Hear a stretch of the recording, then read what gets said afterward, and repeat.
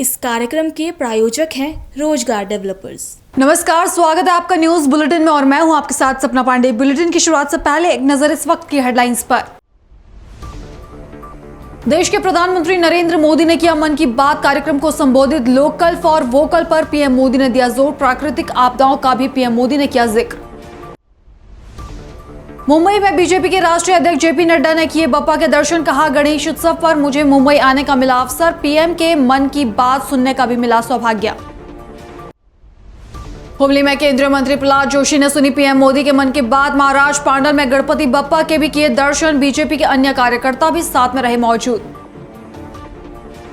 बिहार में पीएम मोदी पर आपत्तिजनक टिप्पणी को लेकर बीजेपी में रोष। बीजेपी कार्यकर्ताओं ने किया विरोध प्रदर्शन। कहा, पीएम का अपमान मतलब देश का अपमान।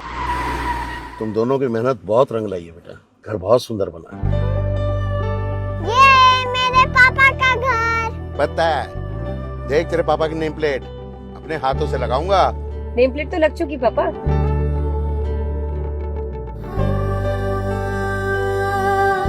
असल मेहनत तो आपने की है पापा, मुझे इस काबिल बनाने के लिए। वो जिंदगी भर किराए के मकान में रहे, लेकिन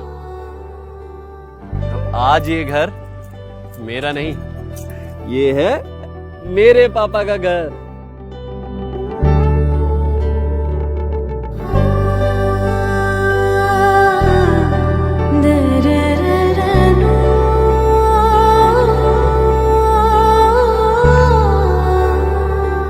उड़ान सपनों की, आंगन खुशियों का और साथ सकर्णी का।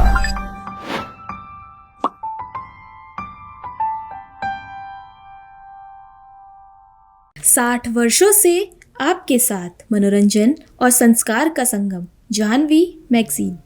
चलिए अब रुक करते हैं खबरों की ओर। देश के प्रधानमंत्री नरेंद्र मोदी ने अपने रेडियो कार्यक्रम मन की बात के 125वें एपिसोड में देश की जनता को संबोधित किया। साथ ही लोकल फॉर वोकल पर भी जोर दिया। उन्होंने लोगों से स्वदेशी उत्पादों के इस्तेमाल की अपील की, जिसके बाद पीएम मोदी ने अपने संबोधन की शुरुआत में प्राकृतिक आपदाओं का जिक्र करते हुए बड़े पैमाने पर जान माल के नुकसान की घटना पर दुख जताया। पहाड़ों पर बारिश आफत बन गई है। पीएम मोदी ने रेस्क्यू ऑपरेशन की सारी डिटेल्स साझा की है। पीएम मोदी ने कहा कि एनडीआरएफ और एसडीआरएफ की टीमें समेत सुरक्षा बलों ने दिन रात मेहनत करके हर संभव मदद पहुंचाने की कोशिश की है। इसके साथ ही कहा कि कुछ समय पहले उन्होंने मध्य प्रदेश के शहडोल में फुटबॉल क्रांति का जिक्र किया था। जर्मनी के एक बड़े कोच ने इस पहल को देखा और अब शहडोल के खिलाड़ियों को जर्मनी में ट्रेनिंग देने की इच्छा जताई है। जिसके बाद पीएम ने कहा कि खुशियों के बीच आप सभी स्वच्छता पर जोर देते रहें, क्योंकि जहां स्वच्छता है वहां त्योहार का आनंद भी और बढ़ जाता है। मेरे प्यारे देशवासियों, नमस्कार। मानसून के इस मौसम में प्राकृतिक आपदाएं देश की कसौटी कर रही हैं। पिछले कुछ हफ्तों में हमने बाढ़ और भूस्खलन का बड़ा कहर देखा है। कहीं घर उजड़ गए, कहीं खेत डूब गए, परिवार के परिवार उजड़ गए। पानी के तेज बहाव में कहीं पुल बह गए, सड़कें बह गई, लोगों का जीवन संकट में फंस गया। इन घटनाओं ने हर हिंदुस्तानी को दुखी किया है। जिन परिवारों ने अपने प्रियजन खोए, उनका दर्द हम सबका दर्द है। जहां भी संकट आया, वहां के लोगों को बचाने के लिए हमारे एनडीआरएफ, एसडीआरएफ के जवान, अन्य सुरक्षा बल, हर कोई दिन रात जुटे रहे। जवानों ने तकनीक का सहारा भी लिया है। थर्मल कैमरे, लाइव डिटेक्टर, स्नीफर डॉग्स और ड्रोन सर्विलेंस, ऐसे अनेक आधुनिक संसाधनों के सहारे राहत कार्य में तेजी लाने की भरपूर कोशिश की गई। इस दौरान हेलीकॉप्टर से राहत सामग्री पहुंचाई गई, घायलों को एयरलिफ्ट किया गया। आपदा की घड़ी में सेना मददगार बनकर सामने आई।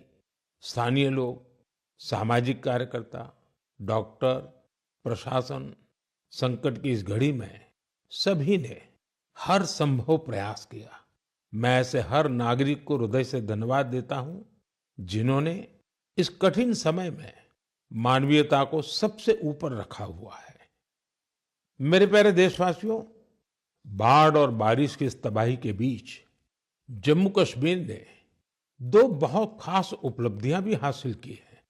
इन पर ज्यादा लोगों का ध्यान नहीं गया, लेकिन जब आप उन उपलब्धियों के बारे में जानेंगे तो आपको बहुत खुशी होगी। जम्मू कश्मीर के पुलवामा के एक स्टेडियम में रिकॉर्ड संख्या में लोग इकट्ठा हुए। यहाँ पुलवामा का पहला डे नाइट क्रिकेट मैच खेला गया। पहले ये होना असंभव था, लेकिन अब मेरा देश बदल रहा है। ये मैच रॉयल प्रीमियर लीग का हिस्सा है, जिसमें जम्मू कश्मीर की अलग अलग टीमें खेल रही हैं। इतने सारे लोग, खासकर युवा, पुलवामा में रात के समय हजारों की तादाद में क्रिकेट का आनंद लेते हुए ये नजारा वाकई देखने लायक था। साथियों, दूसरा आयोजन जिसने ध्यान खींचा वो है देश में हुआ पहला खेलो इंडिया वाटर स्पोर्ट्स फेस्टिवल, और वो भी श्रीनगर की डल झील पर हुआ। सचमुच ऐसा उत्सव आयोजित करने के लिए ये कितनी खास जगह है। इसका उद्देश्य है जम्मू कश्मीर में वाटर स्पोर्ट्स को और लोकप्रिय बनाना। इसमें पूरे भारत से 800 से अधिक एथलीट्स ने हिस्सा लिया। महिला एथलीट्स भी पीछे नहीं रही, उनकी भागीदारी भी लगभग पुरुषों के बराबर थी। मैं उन सभी खिलाड़ियों को बधाई देना चाहता हूं जिन्होंने इसमें भाग लिया। विशेष बधाई मध्य प्रदेश को, जिसने सबसे ज्यादा मेडल जीते। उसके बाद हरियाणा और उड़ीसा का स्थान रहा। जम्मू कश्मीर की सरकार और वहां की जनता की आत्मीयता और मेहमान नवाजी की मैं भूरी भूरी प्रशंसा करता हूं। साथियों, इस आयोजन से जुड़े अनुभव को आप तक पहुंचाने के लिए मैंने सोचा है कि ऐसे दो खिलाड़ियों से भी बात करूं जिन्होंने इसमें हिस्सा लिया। उनमें से एक है ओडिशा की रश्मिता साहू और दूसरे हैं श्रीनगर के मोहसिन अली। आइए सुनते हैं वो क्या कहते हैं। रश्मिता जी नमस्ते। नमस्ते सर। जय जगन्नाथ। जय जगन्नाथ सर। रश्मिता जी, सबसे पहले तो आपको खेल जगत में सफलता के लिए बहुत बहुत बधाई। Thank you sir. रश्मिता, हमारे श्रोता आपके बारे में और आपकी खेल यात्रा के बारे में जानने के लिए बहुत उत्सुक है। मैं भी बहुत उत्सुक हूँ, बताइए। सर, मैं रश्मिता साहू हूँ, उड़ीसा से, और मैं कैनोइंग प्लेयर हूँ। मैं 2017 से कोर्स ज्वाइन किया था, कैनोइंग शुरू किया था, और मैं नेशनल लेवल में नेशनल चैंपियनशिप और नेशनल गेम्स में पार्टिसिपेट किया हूँ। मेरा 41 मेडल्स है, 13 गोल्ड, 14 सिल्वर और 14 ब्रॉन्ज मेडल सर। इस खेल की रुचि कैसे बनी? सबसे पहले किसने आपको इस तरफ प्रेरित किया? आपके परिवार में खेल का वातावरण है क्या? नहीं सर, मैं जिस गांव से आती हूँ उसमें खेल का कोई ये नहीं था। तो इधर नदी में बोटिंग हो रहा था, तो ऐसे स्विमिंग के लिए गया था। तो ऐसे में और मेरा दोस्त लोग ऐसे स्विमिंग कर रहा था, तो एक बोट गया है कैनोइंग काइकिंग का। तो मेरे को उसके बारे में कुछ पता नहीं था। तो मैंने मेरा दोस्त को पूछा ये क्या है, तो दोस्त ने बताया कि उधर जगतपुर में साई स्पोर्ट्स सेंटर है, उसमें खेल का होता है, उसमें मैं भी जाने वाली हूँ। मेरे को बहुत इंटरेस्टिंग लगा। तो ये क्या है, मुझे पता भी नहीं था। ये तो पानी में बच्चे लोग कैसे करते हैं, बोटिंग करते हैं। मैं उसको बोला कि मुझे भी जाना है, कैसे कैसे जाना है मुझे भी बताओ। तो उधर जाके बात करो बोला है। फिर मैं तुरंत घर में जाके पापा मेरे को जाना है, पापा मेरे को जाना है। फिर पापा लोग ठीक है लेके आया। उस टाइम ट्रायल तो नहीं था। फिर कोच लोग ने बोला कि ट्रायल फरवरी में होता है, फरवरी मार्च में, आप उस टाइम ट्रायल के टाइम में आ जाओ। फिर मैं ट्रायल के टाइम में आया। अच्छा रश्मिता, कश्मीर में हुए खेलो इंडिया वाटर स्पोर्ट्स फेस्टिवल में आपका स्वयं का अनुभव कैसा रहा? पहली बार कश्मीर गई थी? हाँ सर, मैं पहली बार कश्मीर गई थी। हम लोग को उधर फर्स्ट खेलो इंडिया वाटर स्पोर्ट्स फेस्टिवल आयोजित किया गया था। उसमें मेरा 2 इवेंट था, सिंगल 200 मीटर और 500 मीटर डबल में, और मैं दोनों में गोल्ड मेडल हासिल किया हूँ सर। अरे वाह, दोनों में लाई हो। Yes sir. बहुत बहुत बधाई। Thank you sir. अच्छा रश्मिता, वाटर स्पोर्ट्स के अलावा आपकी क्या हॉबीज हैं? सर वाटर स्पोर्ट्स के अलावा सर मेरे को स्पोर्ट्स में मेरे को रनिंग बहुत अच्छा लगता है। जब भी मैं छुट्टी में जाती हूँ तब मैं रनिंग के लिए जाती हूँ। मेरा जो पुराना फील्ड है उधर मैं पहले थोड़ा सा फुटबॉल खेलना सीखी थी, तो उधर जब भी जाती थी मैं बहुत रनिंग करती हूँ और मैं फुटबॉल भी खेलती हूँ सर, थोड़ा बहुत। मतलब खेल आपके रगों में है। हाँ सर, मैं जब फर्स्ट क्लास से 10th क्लास तक जब स्कूल में था तो मैं जो भी पार्टिसिपेट करता था उसमें सब में फर्स्ट होता था, चैंपियन होता था सर। रश्मिता, जो लोग आपकी तरह खेलों में आगे बढ़ना चाहते हैं, अगर उनको कोई संदेश देना है तो आप क्या दोगी? सर बहुत सारे बच्चे, उनको घर से निकलना भी मना होता है और लड़की हो बाहर में कैसे जाओगे, और किसी किसी का पैसा का दिक्कत की वजह से वो लोग खेल छोड़ रहे हैं। और ये जो खेलो इंडिया का स्कीम हो रहा है उसमें बहुत सारे बच्चों को पैसा का भी मदद मिलता है और बहुत सारे बच्चों को बहुत सारे हेल्प मिल रहा है, उसके वजह से बहुत सारे बच्चे आगे जा पा रहे हैं। और मैं बोलूँगी सबसे कि खेल को छोड़ो मत, खेल से बहुत आगे जा सकते हैं। तो खेल तो एक खेल है लेकिन उसमें शरीर का हर अंश स्वस्थ भी रहता है और खेल को आगे लेके इंडिया को मेडल दिलवाना हमारा कर्तव्य है सर। चलिए रश्मिता जी, मुझे बहुत अच्छा लगा। आपको फिर से एक बार बहुत बहुत बधाई, और आपके पिताजी को भी मेरी तरफ से प्रणाम कहिएगा, क्योंकि उन्होंने इतनी कठिनाइयों के बीच भी एक बेटी को आगे बढ़ने के लिए इतना प्रोत्साहन दिया। मेरी बहुत बहुत शुभकामनाएं हैं। धन्यवाद। Thank you sir. जय जगन्नाथ। जय जगन्नाथ सर। मुंबई में बीजेपी के राष्ट्रीय अध्यक्ष जेपी नड्डा ने चंद्रलोक गणेशोत्सव मंडल में पूजा अर्चना की, जिसके बाद उन्होंने कहा कि गणेशोत्सव पर मुझे मुंबई आने का सौभाग्य मिला और साथ ही मन की बात सुनने का भी सौभाग्य मिला है। भगवान गणेश हमें बुद्धि देते हैं और विघ्नों को हरते हैं। मैंने मनोकामना की है कि प्रधानमंत्री नरेंद्र मोदी के नेतृत्व में हम जिस तरह से आत्मनिर्भर भारत, विकसित भारत की ओर बढ़ने का प्रयास कर रहे हैं, जिसमें भगवान गणेश विघ्नों को हरे और हम लोगों को पूरी ताकत दे ताकि हम इस काम को कर सके। गणेश उत्सव पर मुझे मुंबई आने का सौभाग्य मिला है। आज मन की बात सुनने का भी हमको सौभाग्य मिला है। गणेश भगवान हम जानते हैं कि हमें बुद्धि देते हैं और विघ्न को हरते हैं। ऐसे विघ्नहरी गणेश जी महोत्सव में मुंबई आना मेरे लिए सौभाग्य की बात है और आज मुझे यहाँ दर्शन करने का सौभाग्य मिला है। हम जानते हैं कि गणेश जी हमें नई स्फूर्ति, नई ऊर्जा, नई उमंग, नई ताकत देते हैं और उस उमंग ताकत के साथ साथ हमने मनोकामना की है कि जिस तरीके से बाल गंगाधर तिलक जी ने गणेश जी को घर से सार्वजनिक स्थान पर पूजन के लिए प्रेरित किया और यह सार्वजनिक उत्सव के रूप में मनाने का तय किया, यह आजादी की लड़ाई से बहुत प्रेरणा देने वाला और जुड़ने वाला आंदोलन के रूप में स्थापित हुआ। ये हमारे लोकमान्य बाल गंगाधर तिलक जी ने किया था 1893 में, 1893 में। 133 वर्ष हो गए।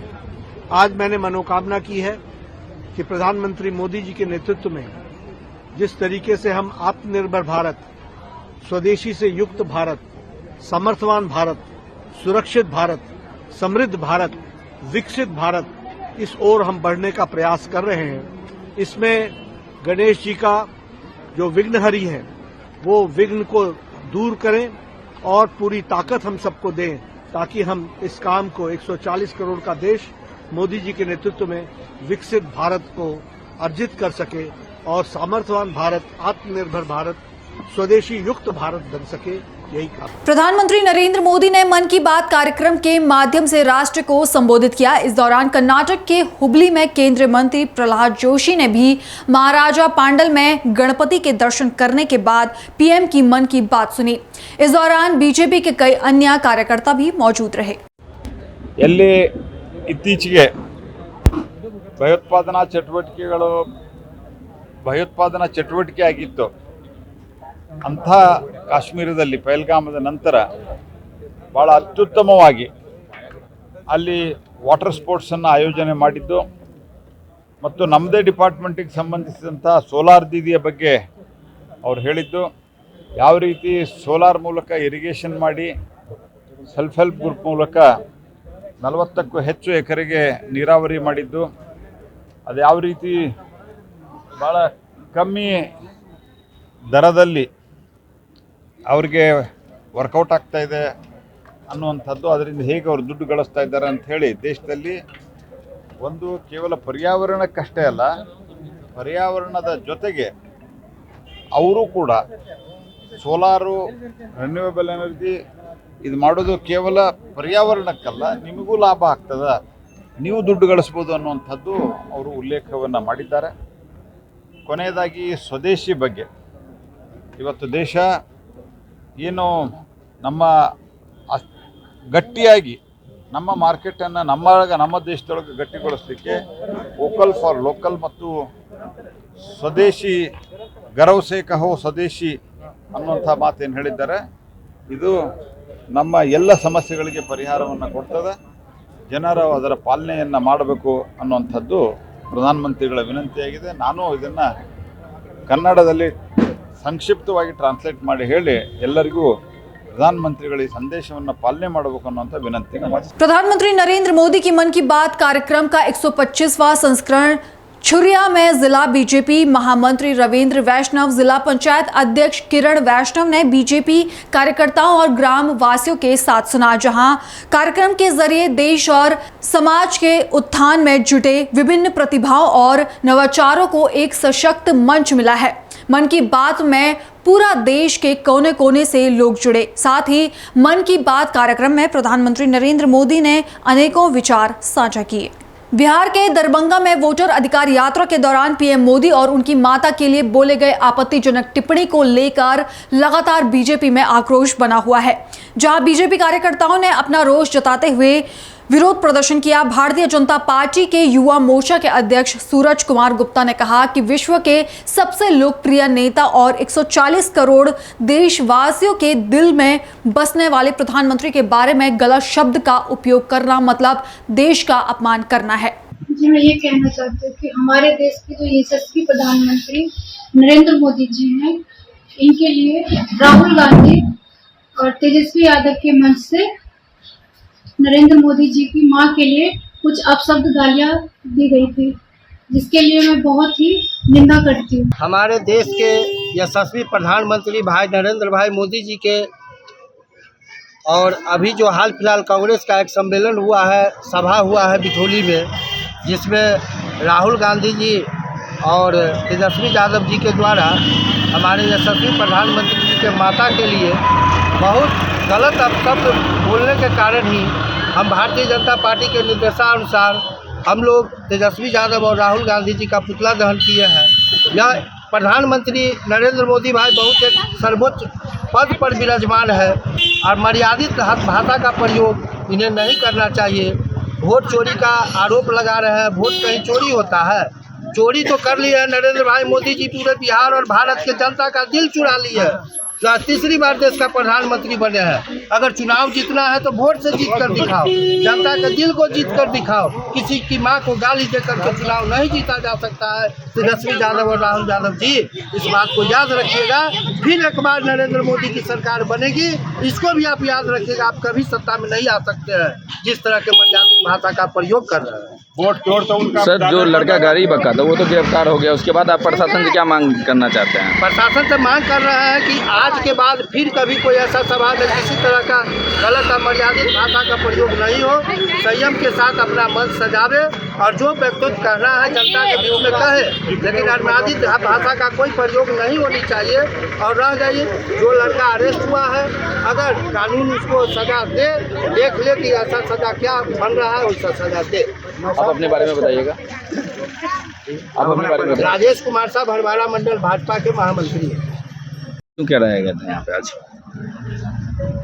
राहुल गांधी जो वोट यात्रा जो निकाल रहे हैं, उसके दरमियान में बिठौली चौक पर जो नरेंद्र मोदी जो हमारे देश के प्रधानमंत्री हैं और जो जिनका पूरे विश्व में डंका बज रहा है भारत के, उनके मां के साथ अभद्र व्यवहार गाली दिया गया, उसी के जन आक्रोश में हम लोग यहाँ आज सब लोग इकट्ठा, भारतीय जनता पार्टी के लोग, हमारे समाज के लोग इकट्ठा हुए हैं और उनका पुतला दहन राहुल गांधी का और तेजस्वी यादव का किया गया है। और ये जो बेमतलब का जो ये काम कर रहे हैं, इन लोगों को भड़का रहे हैं। न किसी का वोट कटा है, न किसी का कुछ हुआ है। जिसको कागज पेपर नहीं जमा हुआ है, जो यहाँ से चला गया है, दूसरी जगह जाकर स्थानांतरित हो गया है, उसका वोट तो स्वाभाविक कटेगा। एक आदमी का दूसरी जगह नाम है, उसका वोट का नाम तो कटबे करेगा। यही सब बात है। ये ढकोसला बना करके पूरे बिहार को, माहौल को खराब कर रहे हैं। उसी की जन आक्रोश में हम लोग जो है यहाँ पर आज उनका पुतला दहन किए। किनका पुतला दहन किया है? इसमें तेजस्वी यादव का पुतला दहन किए हैं और नरेंद्र इनका क्या नाम है, राहुल गांधी का। राहुल गांधी का। अब अपना परिचय दीजिएगा। मेरा नाम रामचंद्र शाह हुआ, भड़वाड़ा मंडल के भारतीय जनता पार्टी के उपाध्यक्ष। मोदी जी के मां को जो अभद्र शब्द गाली दे करके जो राहुल गांधी और तेजस्वी यादव के सहयोगी लोग जो गाली दिए हैं, उसी के आक्रोश में हम लोग यहाँ जो है किए हैं। क्या मांग रहेगा आप लोगों का? मांग यही रहेगा कि जो जिसमें जो नाम आता है सबको पुलिस अरेस्ट करे और क्या नाम है, नौशाद अहमद को भी अरेस्ट करे। उसी के मंच से जो है कार्यकर्ता सब गाली दिया है। लेकिन जैसे सुनने में आ रहा है कि नौशाद थे नहीं वहाँ पे। नहीं थे, उन्हीं के मन से हुआ। उन्हीं के मन से हुआ। उन्हीं के मन से हुआ, लेकिन वो थे नहीं। और वो इस विषय में वो माफी भी मांग चुके हैं। माफी तो मांगना है, ये भी हो सकता है ना कि वहाँ आप किसी को चढ़ा दिए और आप वहाँ से नौशाद भाई वीडियो में साफ दिख रहा है कि नौशाद भाई रुकिए। सारा यह प्रोग्राम किया गया हुआ पूरा। क्या मांग रहेगा आप लोगों का? मेरा मांग यही रहेगा हम सारे समुदाय से कि हमारे यशस्वी प्रधानमंत्री जी की माता जी को जिन्होंने गाली दिया, उन्हें सरकार अपने तरफ से उनको सजा दे, ताकि कोई अविलंब आगे ऐसा नहीं करे।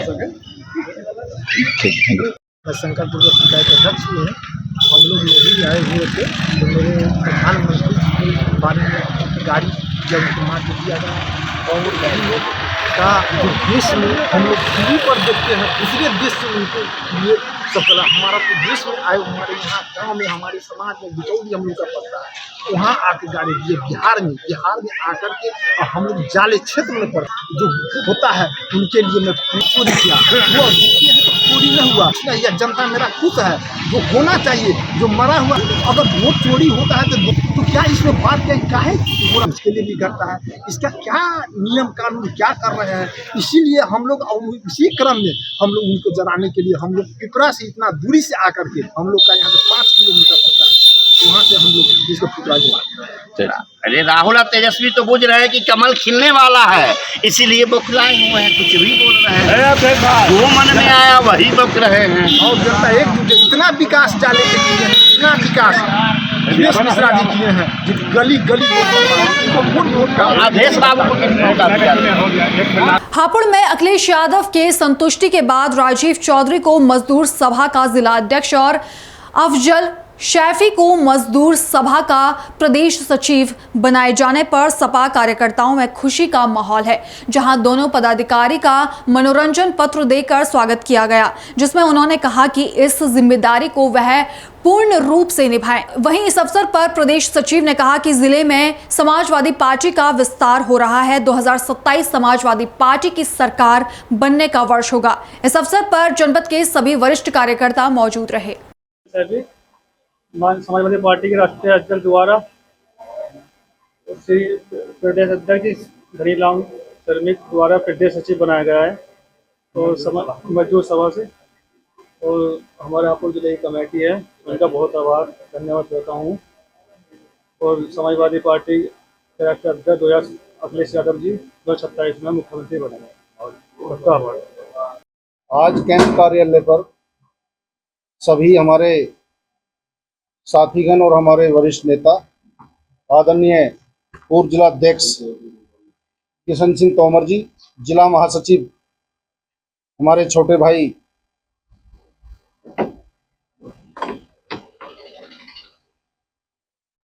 और बिलाल सेठी जी और हमारे पूर्व चेयरमैन गढ़से जो वरिष्ठ नेता हैं सपा के चेयरमैन गफ्फार खां, आदरणीय हमारे पूर्व जिला अध्यक्ष हैं संजय यादव जी और हाजी आदिलाई जी जो पूर्व शहर अध्यक्ष हैं, हसीन चौधरी जी और दिनेश तोमर जी जो जिला उपाध्यक्ष हैं, और सालू झोरी जी हैं जो हमारे प्रदेश महिला की प्रदेश सचिव हैं, और हमारे तमाम कार्यकर्ता हैं।